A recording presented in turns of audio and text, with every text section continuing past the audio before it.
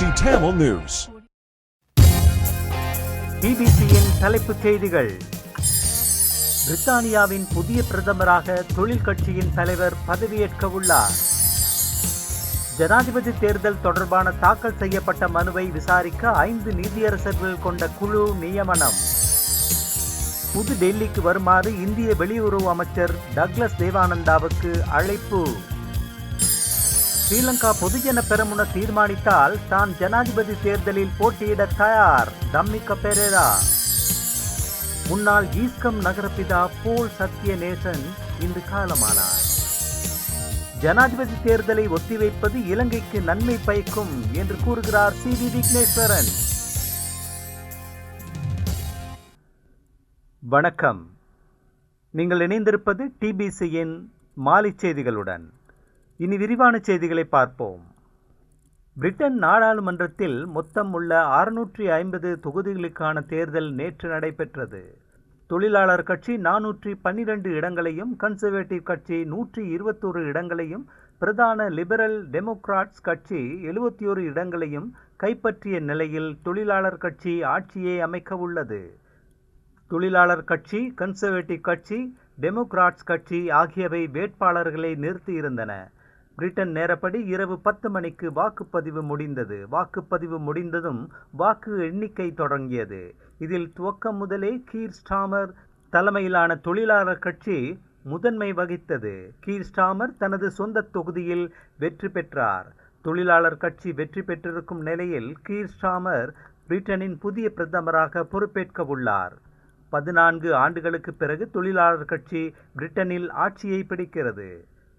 Brexit எனப்படும் ஐரோப்பிய யூனியனிலிருந்து பிரிட்டன் நாடு வெளியே வந்த பிறகு நடைபெற்ற முதல் தேர்தல் இது என்பது நினைவு கூறத்தக்கது. பிரிட்டனில் வாக்குச்சீட்டு முறையில் தேர்தல் நடைபெற்றது. பிரதமராக பதவியேற்கவிருக்கும் அந்த கட்சியின் தலைவரான கியார் ஸ்டாமரின் மனைவி விக்டோரியா ஒரு யூத பெண்மணி என்பது குறிப்பிடத்தக்கது. இதேவேளை பிரித்தானியாவின் பிரதமர் பதவியிலிருந்து ரிஷி சுனாக் விலகியுள்ளதாக அந்நாட்டு ஊடகங்கள் செய்தி வெளியிட்டுள்ளன.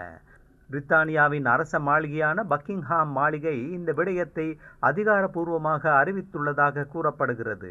நடைபெற்று முடிந்த பொது தேர்தலில் சுனாக் தலைமையிலான கன்சர்வேட்டிவ் கட்சி பாரிய தோல்வியை சந்தித்துள்ளது. இதன்படி 650 நாடாளுமன்ற ஆசனங்களை கொண்ட பிரித்தானிய நாடாளுமன்றில் கன்சர்வேட்டிவ் கட்சி 121 ஆசனங்களை மட்டும் பெற்றுக் கொண்டுள்ளது. கடந்த தேர்தலுடன் ஒப்பிடும்போது கன்சர்வேட்டிவ் கட்சி 250 ஆசனங்களை இழந்துள்ளது.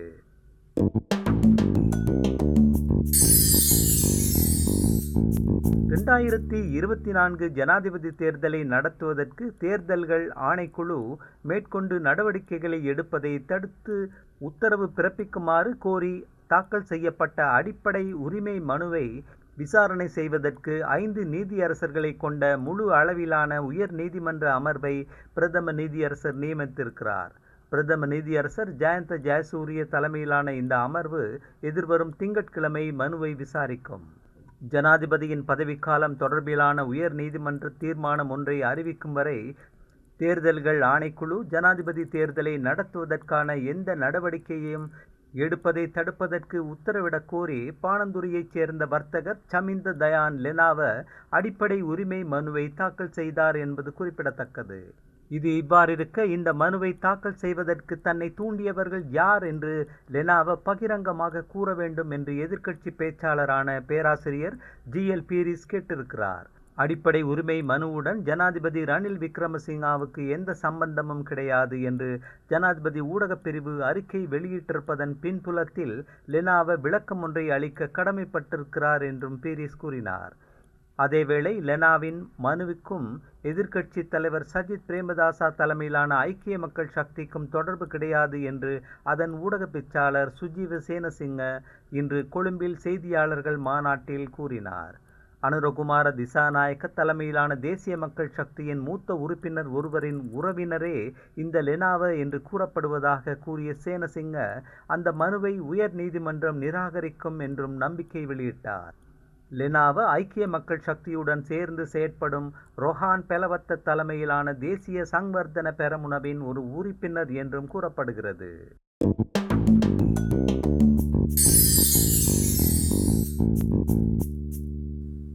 புதுடெல்லிக்கு வருமாறு இந்திய வெளியுறவு அமைச்சர் ஜெய்சங்கரினால் தனக்கு அழைப்பு விடுக்கப்பட்டுள்ளதாக தெரிவித்துள்ள அமைச்சர் டக்ளஸ் தேவானந்தா, தடைப்பட்டு இருக்கின்ற இரு நாடுகளுக்கும் இடையிலான பேச்சுக்களை மீண்டும் முன்னெடுத்து இந்திய கடற்தொழிலாளர்கள் விவகாரத்தினை தீர்ப்பதற்கு இந்திய வெளியுறவு அமைச்சர் இணக்கம் தெரிவித்திருப்பதாகவும் தெரிவித்தார். ஒருங்கிணைப்பு குழுவின் தலைவர் அமைச்சர் டக்ளஸ் தேவானந்தா மற்றும் இணைத்தலைவர் திருமதி PSM சார்ல்ஸ் ஆகியோர் தலைமையில் மாவட்ட ஒருங்கிணைப்பு குழு கூட்டம் இடம்பெற்றது. குறித்த கூட்டத்தில் மாவட்டத்தில் இடம்பெறும் சட்டவிரோத செயற்பாடுகளை கட்டுப்படுத்துவது தொடர்பாக பிரஸ்தாபிக்கப்பட்ட போது, இந்திய கடற்தொழிலாளர்களின் சட்டவிரோத செயற்பாடு காரணமாக பாதிக்கப்படும் தங்களுடைய வாழ்வாதாரம் தொடர்பாக போதிய கரிசனை வெளிப்படுத்தப்படுவதில்லை என்ற ஆதங்கத்தினை வெளிப்படுத்திய கடற்தொழிலாளர் பிரதிநிதிகள் அண்மையில் இலங்கைக்கு வந்த இந்திய வெளியுறவு அமைச்சரை சந்தித்த போது கூட தமிழ் மக்களின் பிரதிநிதிகளால் கடற்தொழிலாளர் விவகாரம் பேசப்படவில்லை என்ற குற்றச்சாட்டையும் முன்வைத்திருந்தனர். இந்நிலையிலேயே தனக்கும் இந்திய வெளியுறவுத்துறை அமைச்சருக்கும் இடையிலான சந்திப்பில் கடற்தொழிலாளர் விவகாரம் விரிவாக பேசப்பட்டமையை சுட்டிக்காட்டிய அமைச்சர் டக்ளஸ் தேவானந்தா மேற்கண்டவாறு தெரிவித்தார்.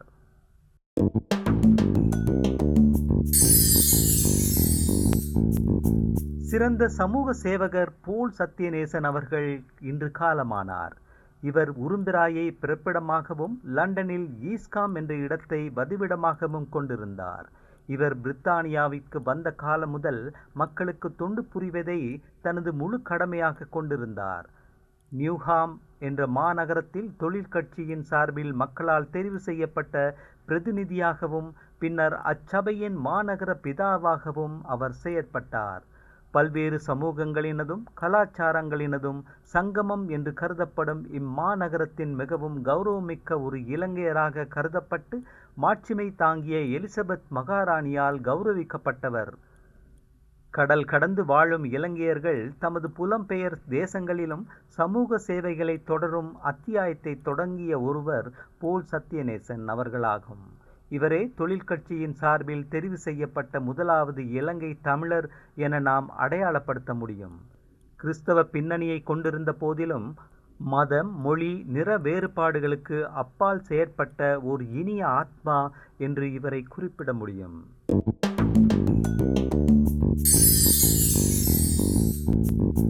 ஸ்ரீலங்கா பொதுஜன பெரமுன தீர்மானித்தால் ஜனாதிபதி தேர்தலில் போட்டியிட தயாராக இருப்பதாக அந்த கட்சியின் பாராளுமன்ற உறுப்பினரும் இலங்கையின் முன்னணி தொழில் அதிபருமான தம்மிக பெரேரா இன்று செய்தியாளர்களிடம் தெரிவித்தார்.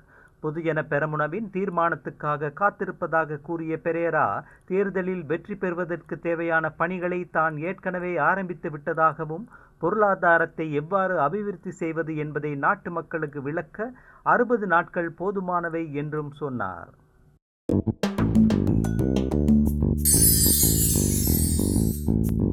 தற்போது விளக்கமறியலில் இருந்து வரும் முன்னாள் சுகாதார அமைச்சர் கெஹலிய ரம்புக்வெலவின் 16 நிரந்தர வைப்பு கணக்குகளையும் 3 காப்புறுதி பத்திரங்களையும் முடக்குவதற்கு ஏற்கனவே பிறப்பித்திருந்த உத்தரவை கொழும்பு மேல் நீதிமன்றம் இன்று மேலும் 3 மாதங்களுக்கு நீடித்திருக்கிறது. முடக்கப்பட்ட வைப்பு கணக்குகளினதும் காப்புறுதி பத்திரங்களினதும் பெறுமதி 9,31,25,000 ரூபாவாகும் என்று கூறப்படுகிறது.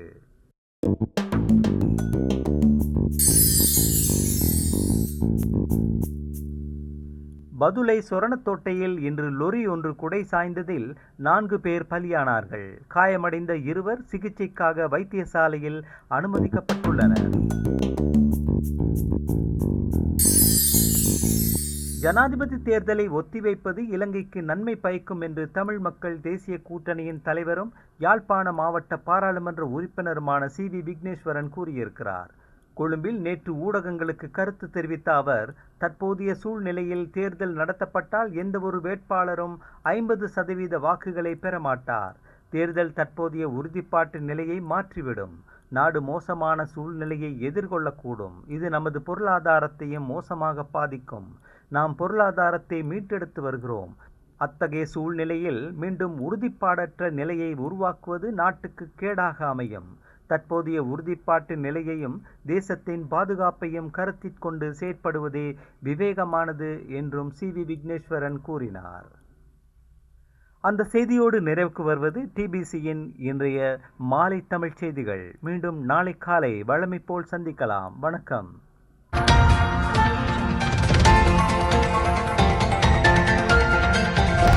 TBC Tamil News.